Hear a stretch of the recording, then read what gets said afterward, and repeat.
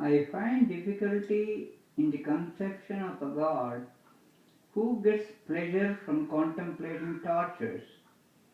And if there were a God capable of such wanton cruelty, I should certainly not think him worthy of worship.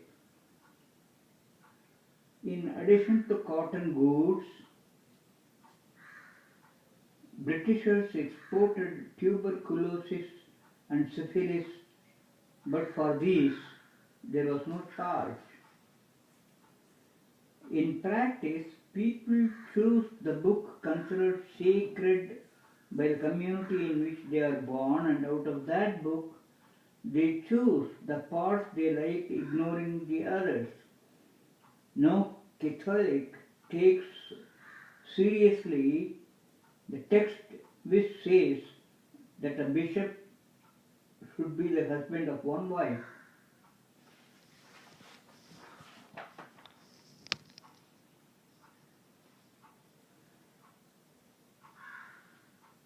Consider how brutality has been justified by the rhyme: a dog, a wife, and a walnut tree.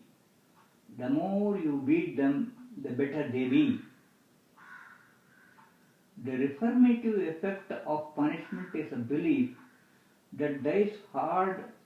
Chiefly, I think it is so satisfying to our sadistic repulses.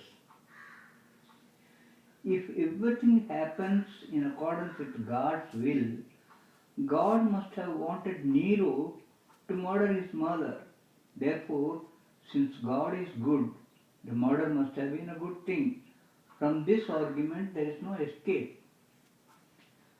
The British state considers it the duty of an Englishman to kill people who are not English. Whenever a collection of elderly gentlemen in Westminster tells him to do so, such instances suffice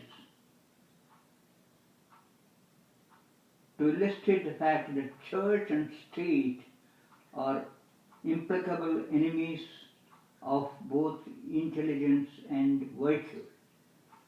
Jews and Mohammedans assure us that God forbids pork, but Hindus say that it is beef that he forbids.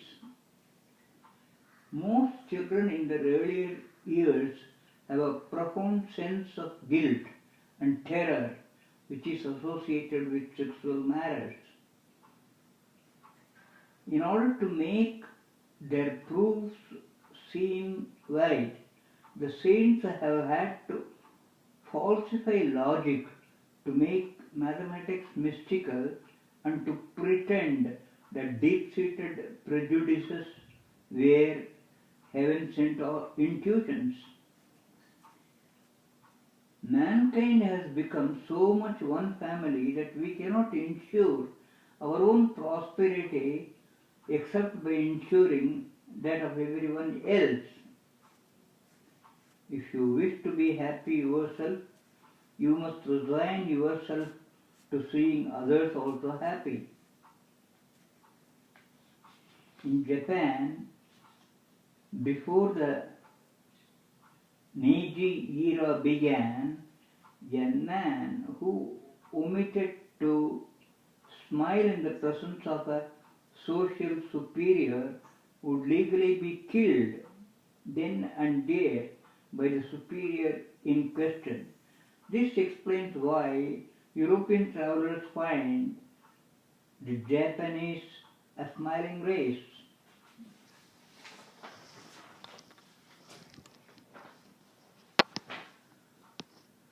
The, the Christian ethics lays emphasis upon sexual virtue and did a great deal to degrade the position of a woman. Only in modern times women have regained the degree of freedom which they enjoyed in the Roman Empire. The patriarchal system did much to enslave women. After Constantine, women's freedom was curtailed under the pretense of protecting them from sin. To a modern mind, it is difficult to feel enthusiastic about a virtuous life if nothing is going to be achieved by it.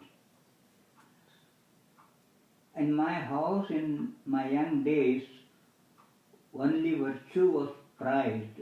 Virtue at the expense of intellect, health, happiness, and every mundane good. 2000 years ago, it has been the custom among earnest moralists to define happiness as something degraded and unworthy.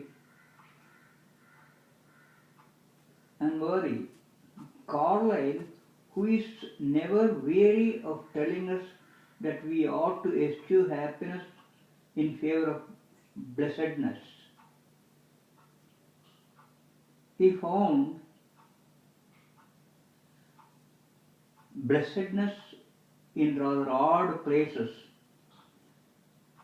Cromwell's Irish massacres, Frederick the Bloodthirsty, perfidy, and Governor Eyre's Jamaican brutality.